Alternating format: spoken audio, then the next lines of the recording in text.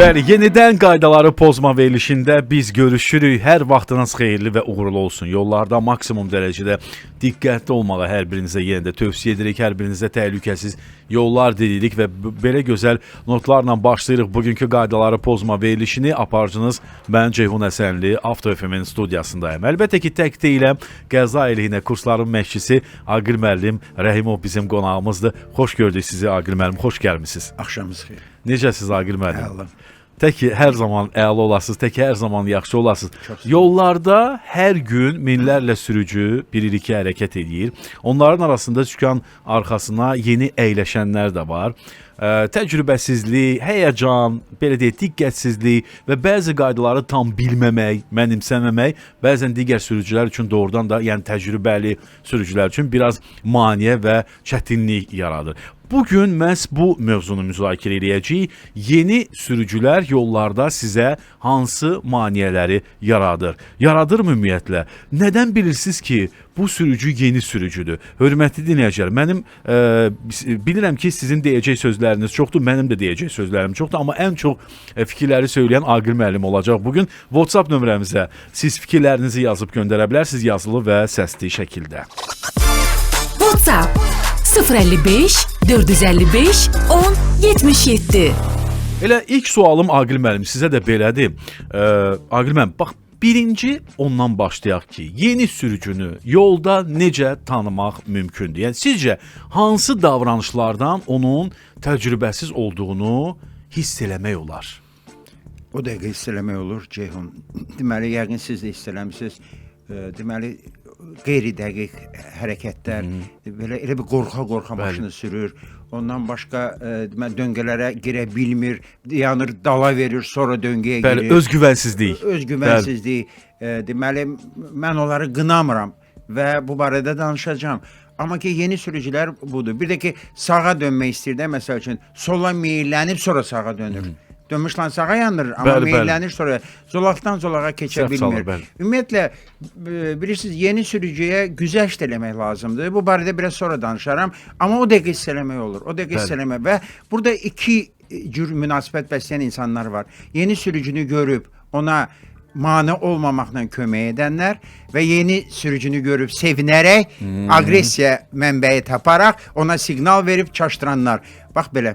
Bəli, çox təəssüf ki, yeni sürücüləri hamı yollarda belə deyək də alqışlarla qarşılamır. Yəni yeni sürücüdür, siz dediyiniz kimi hiss eləyirsən ki, təcrübəsizdir, müəyyən elementar səhvləri eləyir.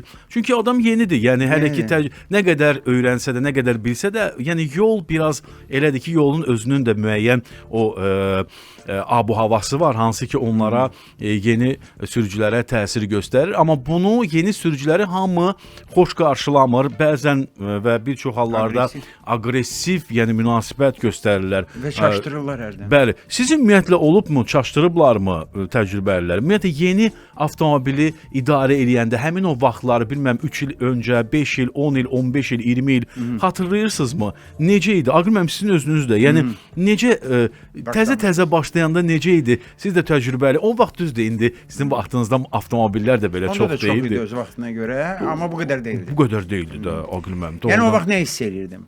Təzə başlayanda. Deməli belədir Ceyhun. Mən maşın sürməyi öyrənmişdim, özüm imtahanları verdim, keçdim. Ondan sonra deməli Allah maşın getirdi. Mən həmişə deyirəm verilişdə ki, həmişə deməli vəsiqə alın, maşın sürməyi öyrədin, Allah yetirəcək. Bəli. Allah yetirdi, yetirməyini getirdi. Baxmayaraq ki, mən öyrənmişdim, təzə idim. Yollara çıxanda deməli mən özümü bilsən necə hiss eləyirdim. Suya atılmış, mənim pişiklərə böyük simpatiyam var. Suya atılmış pişik balası olar ha. O bilmir neynəsin. Bax birinci gün deməli elə bir ki yay idisə mən yadımdan çıxıb, amma mən bilirəm ki, yay idisə mən elə bir soyuqdan əsirdim və qış idisə elə bil ki əksinə. Deməli belə çox çətinlik, hər an səni vura bilərlər. Ceyhun, bilirsən nə demək istəyirəm? Deməli, keçirəm başqa suala. İnsanların təzə sürənlərin münasibəti. Təzə sürənlərin, deməli, köməyə ehtiyacı var. Mənim xoşbəxtliyim odur ki, niyə mənə yanıma çox tələbələr gəlirlər.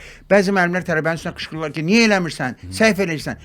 mən özümü onların yerinə qoya bilirəm. Mən özümün ilk günlərini yaddan çıxartmamışam.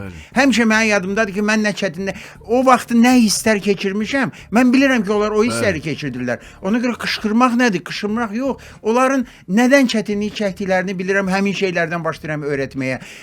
Belə insanları başa düşmək lazımdır. Amma təəssüf ki, elə insanlarımız var ki, elə bir sevinirlər. Məsələn, heç bir güzəşt getmirlər. Belə insanlara müraciət eləmək istəyirəm. Qadın gördünüz. Sıxmayın. Ananız, bacınız yoxdurmu? O ha vaxtsa sabah bürsüyün, sükan arxasına əyləşməyəcəkmi?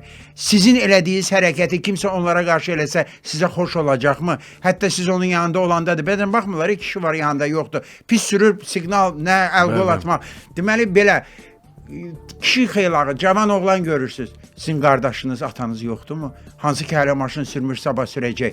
Kimsə ətrafdan onlara aqressiv münasibət bəsləyirsə, Aqressiv yox, bəzən aqressiya bir yana. Siqnal zat, aqressiya. Bəzən gülürlər, bu da var. Deməli, gülürlər, əsasən gülürlər ha var. Məsəl üçün, təsəvvür elə ki, elə insanlar var ki, siqnal verirlər, çaşdırırlar. Maşın gedir, dəyir, məsəl üçün, qorxur, təzə sürücünü çaşdırmaq çox asandır. Çox asandır. Deməli, siqnal verib çaşdırırlar, o maşın yoldan çıxır, bir balaca bardura dərir. Onda gülməyə başlayırlar ki, oraya siqnal verir.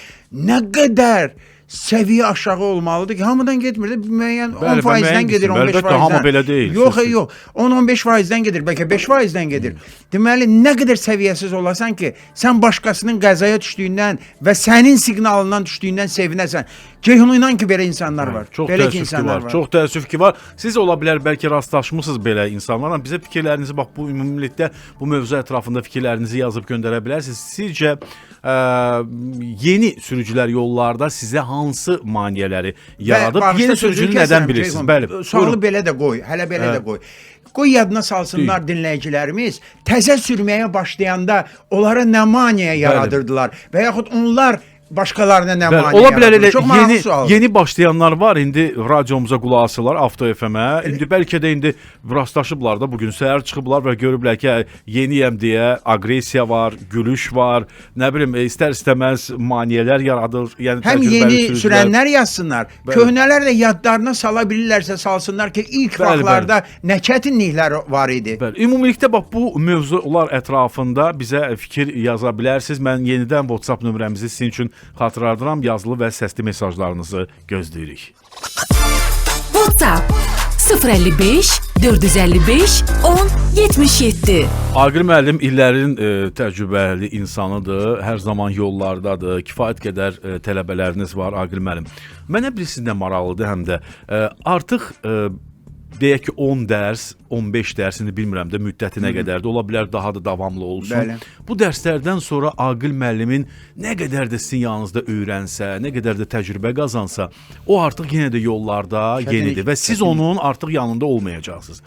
Ona nə deyirsiniz? Həmin o tələbənizə ən çox nəyi tövsiyə edirsiniz? Əsas 3 məqam, yəni nədən ibarət? Bəlkə də 4-5 ola bilər. Yox, 3-4 dənə var. Bəli. Nədir əsas? Birinci məsləhətim odur ki, deyirəm ki, mən olanda sən elə bil müharibə meydanına gedirsən. Mənsiz. Mənlə olanda mən səni qoruyurdum. Elə bil mən sənin komandirin idim məsələn. İndi komandirin yanında deyil. Tək elə bil ki, müharibə meydanına çıxırsan, niyə? Birinci 10 gün, 15 gün elə olacaq. Ondan sonra öyrəşəcəksən, görəcəksən, yox, o qədər də müharibə meydanı deyil, sakitdir. Amma birinci 10 gündə sən özü elə bir tək və müharibə meydanının mərkəzində hiss eləyəcəksən. Deməli, siqnallara fikir vermə. Səni heç kimə mane olma. Amma bu sözlərin dalında əvvəlcədən necə mane olmanı öyrətmişəm, öyrədirəm də və deyirəm, heç kimə mane olma. Ondan başqa, heç kimə fikir vermə, öz yolundan get, yanındakılar, hətta sənin qohumların da deyəcəklər, biraz bəhs sür, bu nədir, biraz bəhs sür.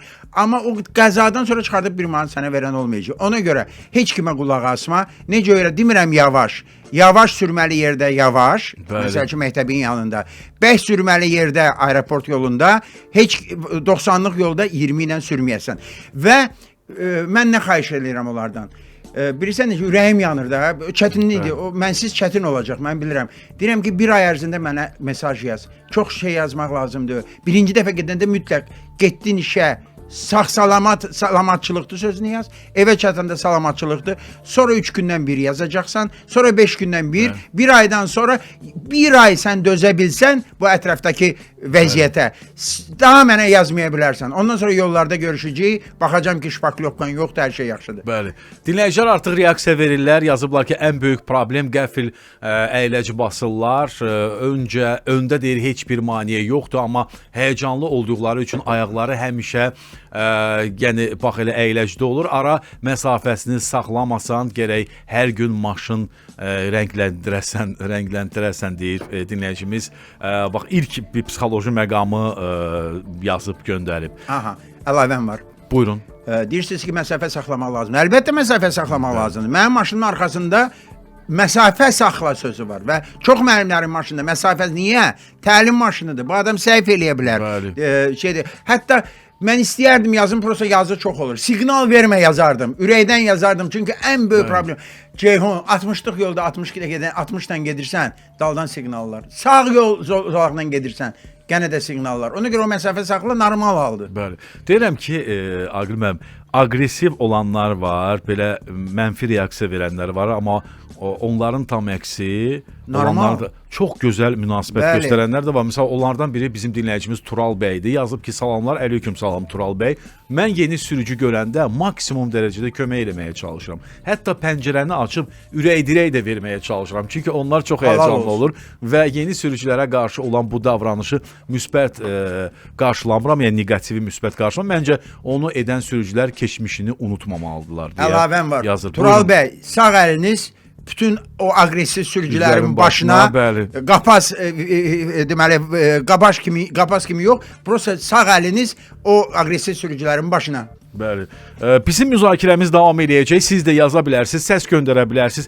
Yeni sürücülərdən biz danışırıq. Yadınıza gəlir, yeni avtomobili idarə eləyəndə hansı maneə sizə yaradırdı təcrübəli sürücülər, yollarda olanlar, nə sizi həyəcanlandırırdı, nə sizə mane olurdu və ümumiyyətlə yeni sürücülər ola bilər, təcrübəlilər də yaza bilər. Yeni sürücülər sizə hansı maneəni yaradır? Nədən bilirsiniz ki, bu yeni sürücüdür yollarımızda? WhatsApp nömrəmiz ixtiyarınızda. Buyurun, yazın, göndərin. WhatsApp 055 455 10 77.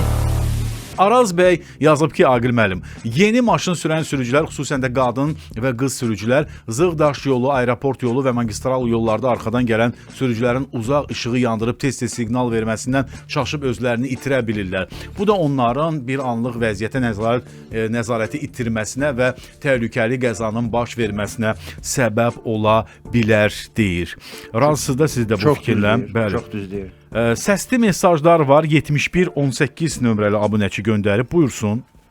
Salam, axşamınız xeyir. Axşamınız xeyir olsun. Buyurun. Qoyduğunuz mövzu çox aktual və çox vacib bir mövzudur. Çünki mən buradan o cavan və xanım sürücüləri sıxışdıran şəxslərə bildirmək istəyirəm ki, özünüzün də vaxtilə yeni sürücülüyə başladığınız günləri, anları xatırlayın və sizin də övladlarınızın bir günləri bu vəziyyətə düşə biləcəyinizi gözünüzün qabağına gətirin.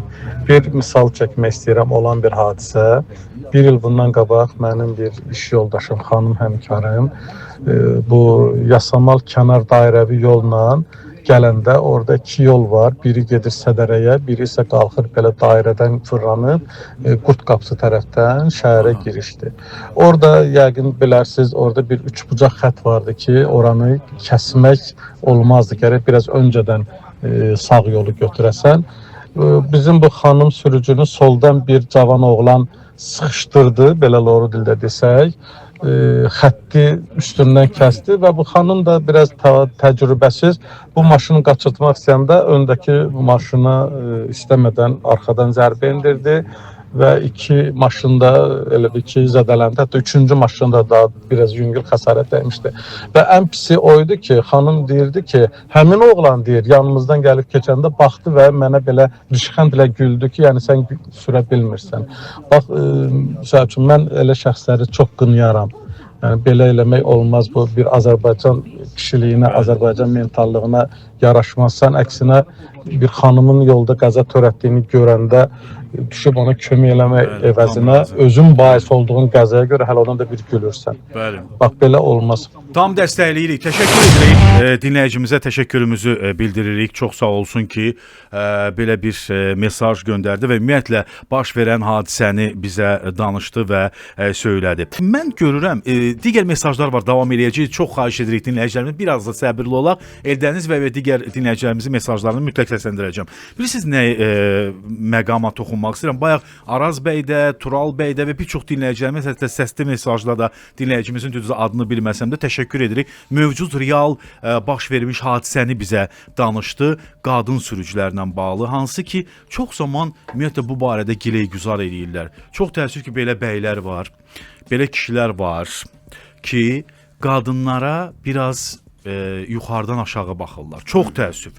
Yəni yollarda təcrübəsizdir. Hardasa düzdür, xanımlar kifayət qədər nümunəvi sürücülər var onların arasında. Amma naşı olanlar da yəni var. Biz özümüz də görürük. Aqil müəllim də razılaşacaq.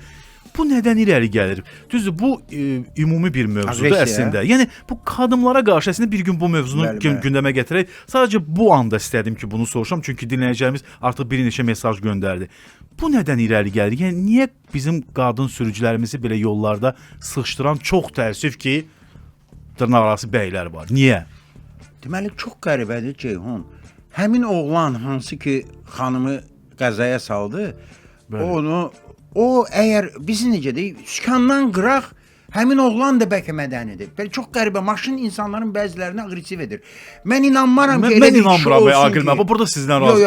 Yəni, fikrimi deyim, razılaşmasam, bu mənim şəxsi fikrimdir. Həmin oğlan, mən inanmaram ki, metroda və yaxud o qadını itələsin ki, az qala yıxılsın. Ona inanmaram. Ola bilər mədəni deyil. Amma sən heç görmüsənmi, məsəl üçün, yolla gedən qadını o biri tələsən, götürsün, itələsin, az qala yıxılsın. Yox. Amma sükan arxasına oturanda insanlar nəinki qadınlara qarşı, bəzi insanlar ətrafdakılara qarşı aqressiv olurlar. Mən adamları tanıram ki, belə baxırsan, normal adamdır, siz, biz, sükan arxasında harası gedirik, onu söymək, bunu eləmək, bu qadına əl-qol atmaqla, belə kişilərə də əl-qol atmaq. Elə bir ki, maşın bəzi insanları dəyişir. Bunun səbəbini, deməli, bir dənə də səbəb var. Əsas səbəb, bəlkə bununla razılaşsın Ceyhun. Deməli, bəzi insanlarda belə şey var ki, bu qadına qısqanclıqla baxırlar. Bəziləri bilsən necə, hələ də elə bir ki, 19-cu, 18-ci əsrdə qalıblar ki, qadın nədir, maşın sürmək nədir, bu niyə mətbəxdən çıxdı, niyə əvvəl şalvarımızı əlimizdən aldı biz kişilərin, sonra sükan arxasına oturdu, indi bizim yollarımızı daraldı, belə fikirləşən var. Bir dənə də variant var. Hardan alıb bu maşını? Kim alıb ona? Hardan alıb? O qədər namuslu qadınlarımız var ki, öz zəhməti ilə, öz əməyi ilə maşını alıb.